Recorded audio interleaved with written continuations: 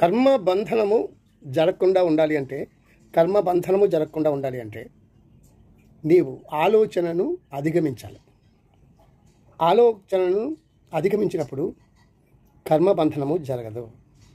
కర్మబంధనము లేకపోతే కర్మ లేదు, కర్మ ఫలితం లేదు.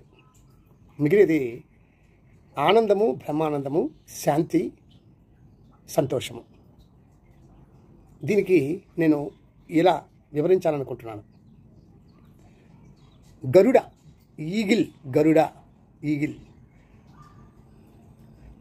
గరుడ దట్టంగా కమ్మిన మేఘాలను దాటి అధిగమించి పైకి ఏ సాధారణ పక్షులు విహరించని ఎత్తుకు ఆకాశంలోకి దూచుకుపోయి అక్కడ ప్రశాంతంగా విహరిస్తాయి.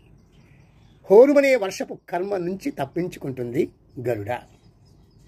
ఇది ప్రకృతిలో జరిగే ఒక అరుదైన ఘటన. అన్ని పక్షులు చేయలేవు.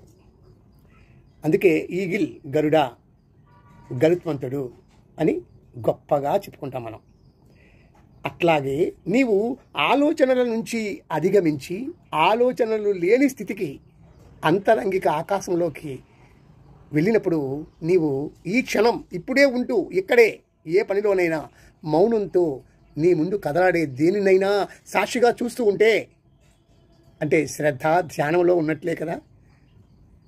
ఆంతరంగికంగా అలా ఎత్తైన ఆకాశంలోకి ఆలోచనలతో బంధీకృతం కాకుండా వెళ్తావు. వర్షపు బారి నుండి గరుడ తప్పించుకున్నట్లు కర్మ బారి నుండి తప్పించుకుంటావు ఖచ్చితంగా. ఆ విధంగా కర్మను అధిగమించి దుఃఖము, భయము అనుభవంలోకి రాకుండా ఉంటావు.